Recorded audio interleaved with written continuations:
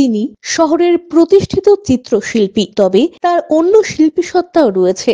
রাস্তার ধারে পড়ে থাকা পাথর বিকৃত না করেই নানা রূপ দেন শহরের রেসকোর্স পাড়ার চিত্রশিল্পী তপন কান্তি রায়। তার এই অজানা দিকটিকেই এবার তুলে ধরতে চাইছে জেলার চিত্রশিল্পীদের সংগঠন উইংস। সম্প্রতি ওই চিত্রশিল্পীর সঙ্গে এ বিষয়ে আলোচনা সেরে এসেছেন আয়োজক সংগঠনের অমরনাথ নন্দী, দীপঙ্কর বসু বিশ্বাস এবং চিন্ময় সরকার। ছোটবেলায় বাবার মৃত্যুর পরে মায়ের সংসার সংগ্রাম দেখেছেন। সে সময় আঁকার শখ পূরণ হয়নি, নিজে থেকেই আঁকতেন। তার জীবনের মোড় ঘুরিয়ে দেন শহরের আরেক খ্যাতনামা চিত্রশিল্পী বিভাস চন্দ্র রায়।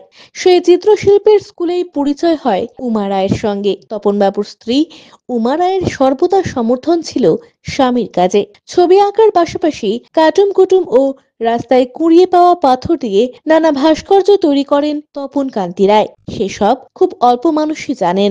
আগামী 24শে জানুয়ারি থেকে শহরে আন্তর্জাতিক মানের চিত্র প্রদর্শনীর আয়োজন করতে চলেছে উইংস। এই প্রদর্শনীতে এই প্রথম তপন কান্তি রায়ের তৈরি ভাস্কর্যগুলো স্থান পাবে বলে জানালেন ওই সংগঠনের পদাধিকারী দীপঙ্কর বসু বিশ্বাস। এক্সিবিশন এবার আমাদের জানুয়ারি 24 থেকে 26 তারিখ অবধি হচ্ছে এবং এটা হচ্ছে আমাদের আন্তর্জাতিক মানের হচ্ছে, বিদেশ থেকেও ছবি আসছে।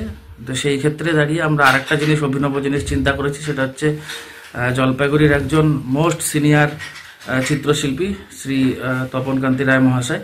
তো উনি ছবি আঁকার সাথে সাথে বাড়িতে কুড়িয়ে পাওয়া কুড়িয়ে পাওয়া পাথর দিয়ে শিল্পকর্ম তৈরি করেন, কিন্তু সেই শিল্পকর্মগুলি এখনো জনসমক্ষে উনি আনেননি। তো আমরা এইটা জানার পর থেকে ওনার সাথে একটু আলোচনা করার পরে আমরা ঠিক করেছি যে এবার আমাদের এক্সিবিশনে বিশেষভাবে শ্রী তপন কান্তি রায় মহাশয়ের এই যে ছোট ছোট যে কুড়িয়ে পাওয়া পাথর দিয়ে যে শিল্পকর্মগুলি তৈরি করছেন সেটাকে আমরা এখানে শোকেস করব। এবং বলতে পারেন এটা উইংস আর্টিস্ট গ্রুপের তরফ থেকে জলপাইগুড়ির একজন মোস্ট সিনিয়র চিত্রশিল্পীর জন্য আমাদের তরফ থেকে একটা শ্রদ্ধাঞ্জলি। বর্ষিয়ান চিত্রশিল্পী বলেন, প্রকৃতিতে পাওয়া পাথর অনেক কথাই বলে। আমি সেইগুলিকে অবিকৃত রেখে অন্য পাথর আটকে নানা রূপ দিই। কোনোদিনও প্রচারের কথা ভাবিনি। চিত্রশিল্পীদের সংগঠন যে সম্মান দিচ্ছে তাতে আমি আপ্লুত। বেশিরভাগই সিটেড ওমেন আছে, মাদার এন্ড চাইল্ড আছে রবীন্দ্রনাথের মূর্তি আছে, গণেশ, গ্যাদারিং, তারপরে হচ্ছে এই ধরনের আর কি মূর্তিগুলো রয়েছে। এই মূল যে পাথরটা রয়েছে সেই মূল পাথরটার সঙ্গে আরেকটা তার অনুষঙ্গিক পাথর নিয়ে লাগিয়ে সেটাকে একটা রূপ দেওয়ার চেষ্টা করি। না চিনি হাতুড়ির কোনো প্রয়োজন হয় না, কোনো রঙের প্রয়োজন হয় না, কোনো পালিশের প্রয়োজন হয় না, কোনো ঘষা মাজার প্রয়োজন হয় না। সম্পূর্ণ পাথরটাকে অবিকৃত, তার রং, তার টেক্সচার মানে যেটা টেক্সচার এবং তার রূপটাও একই রাখি, আকারটা।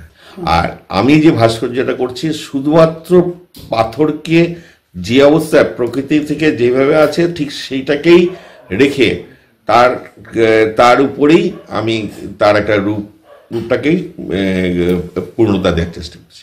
এখানে বিশেষত এটা ওয়ার্ল্ডে এটা এর আগে কেউ করেনি, পরে কে করবে আমি জানি না, এখন অবধি কেউ করেনি ওয়ার্ল্ডে, একেবারে সম্পূর্ণ মৌলিক।